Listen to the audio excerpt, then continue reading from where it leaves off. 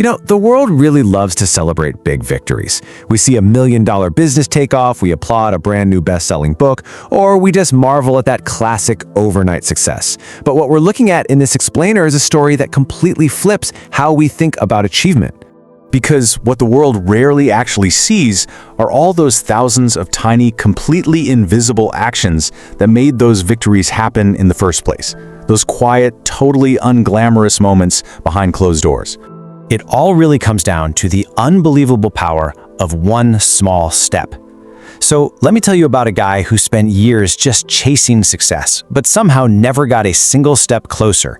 And, it wasn't a lack of talent, it definitely wasn't a lack of opportunity, he just completely underestimated the power of starting small. Let's call him Ethan. He was 26 years old, just navigating everyday life, but carrying around this notebook that was literally overflowing with exciting yet totally unfulfilled ideas. He thought he had the vision. And his dreams? They were huge. He wanted to start a massive business, build a huge YouTube channel, write a bestseller, get in absolutely peak physical shape, travel the whole world. Every single page of his notebook was just packed with these grand ambitions. But there was a pretty critical flaw in how he went about it. His ambition always ended up turning into this incredibly frustrating cycle. Basically, every dream ended the exact same way, half-finished. One month, Ethan was completely obsessed with graphic design. The very next month, he drops it to become a day trader. Give it 3 weeks, and suddenly he absolutely has to start a podcast. And then, he just quit and bounced right over to the next shiny object. Honestly, if you walked into his room, you'd see a literal graveyard of abandoned goals. It was the ultimate picture of digital fatigue. You'd spot a really expensive, totally dusty camera just sitting on a shelf, hard drives packed with online courses he never even opened. You know that pricey workout equipment he bought? Yeah, just an expensive clothing rack now. And his nightstand was covered in books with bookmarks tragically stuck right on page 1. The weight of all those given up goals was just heavy. Every corner of his room whispered the exact same painful reality. Started, but never finished. He was stuck in this totally toxic loop. He'd see successful people online, and day one was always a massive burst of inspiration. He was going to take over the world, right? But by day 3, the reality of slow progress would hit him. Day 7, excitement is totally gone. And by day 10, he'd crash completely, abandon the whole project, and start looking for a brand new shortcut or a totally fresh start.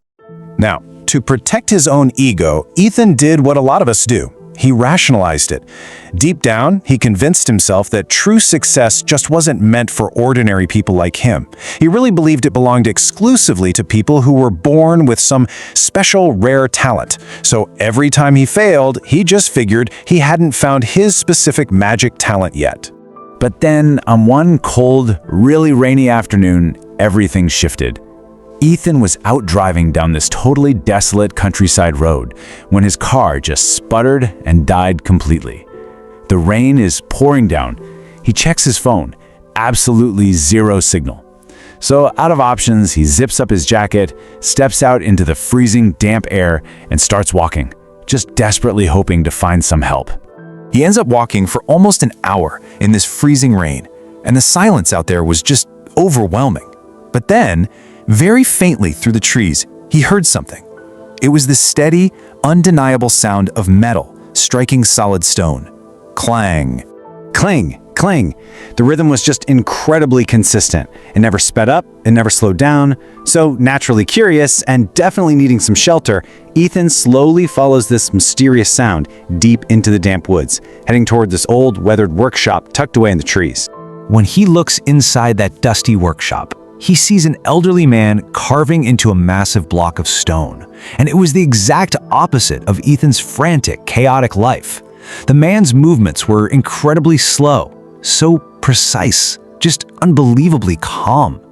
Every single strike of the hammer looked identical to the last one. No drama, no crazy bursts of passionate progress, and honestly, no visible masterpiece taking shape. Just one careful, deliberate strike after another. Ethan just stood there in the doorway, completely captivated. He watched this guy work for several minutes, totally mesmerized by the sheer discipline of it all. Finally, he just couldn't hold back his curiosity anymore and broke the silence. He asked, "Sir, how long have you been working on this stone?" The old man didn't even flinch. He didn't break his rhythm for a second. He just smiled, kept his eyes locked right on his work and answered with absolute, unflinching calm. 38 years. Ethan actually let out this nervous, almost incredulous laugh. I mean, the contrast was just too much to process. Ethan lived his entire life in these frantic 3-day cycles of fleeting inspiration, and here is a man who dedicated a lifetime of focus to a single object. 38 years? On one stone? Ethan asked, just shaking his head in disbelief. At that, the steady rhythm finally stopped. The old man chuckled softly. He wiped the dust off his hands, gently set his heavy hammer down on the stone, and turned around. He stepped out of the shadows, looked Ethan dead in the eyes, and delivered a piece of wisdom that would completely shatter everything the young man thought he knew about success. He said very softly, "No, son, I'm not shaping the stone. The stone is shaping me." Those words just echoed in the quiet, dusty air of that workshop, and they hit Ethan harder than that hammer ever struck the rock. Now, he didn't fully grasp the profound depth of what that meant just yet, but seeing the pure peace in that old man's eyes, Ethan knew, for a fact, that his frantic search for the next fresh start was over. He had just met the teacher he'd been searching for his entire life. But what did the old man actually mean by that? How does the simple act of striking a stone shape the man who's holding the hammer? And how exactly would this quiet realization finally break Ethan's endless cycle of quitting? Well, we are going to unpack the stonecutter's true secret in part 2.